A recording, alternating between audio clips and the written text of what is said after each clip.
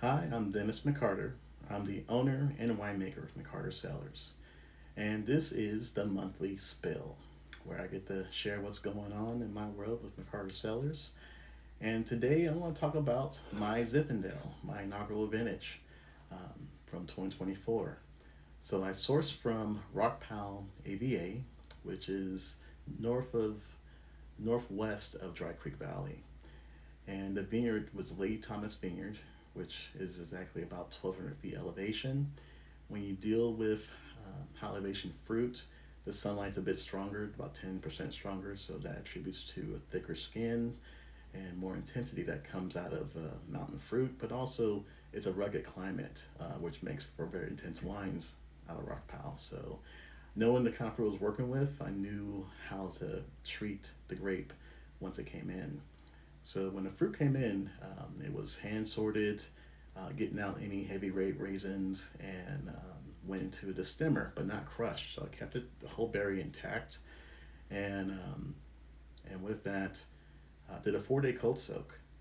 Did that because I wanted to hydrate the raisins and get an accurate reading of my must prior to fermentation. If I need to make any adjustments, add water, acid, you name it.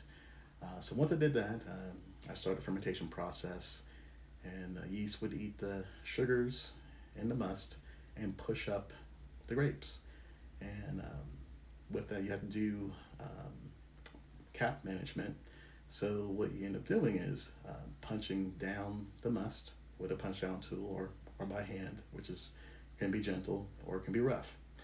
Um, and so I did that twice a day, along with a 5 minute pump over, where that cycles the juice over the, the cap over the grape skins for about 5 minute duration, which helps aerate and keep the yeast healthy and all.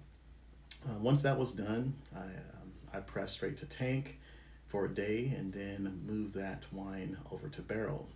I used four barrels, but three different kind of oaks. So I used two once used French oak barrels that impart a little bit of baking spice, some soft vanilla components, but very subtle, as it was a tight grain and once used medium plus toast already.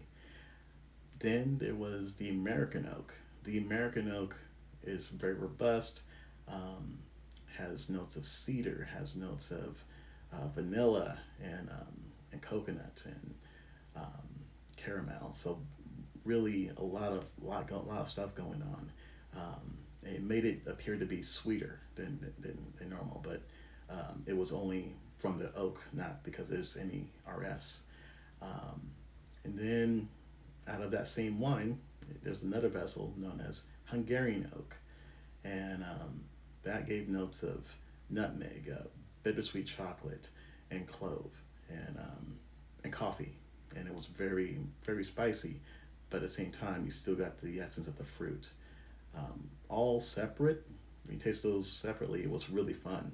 But when you combine it, it's like, oh my gosh, it's notes of like um, black cherry, cocoa, malt, black pepper, a little bit of floral notes.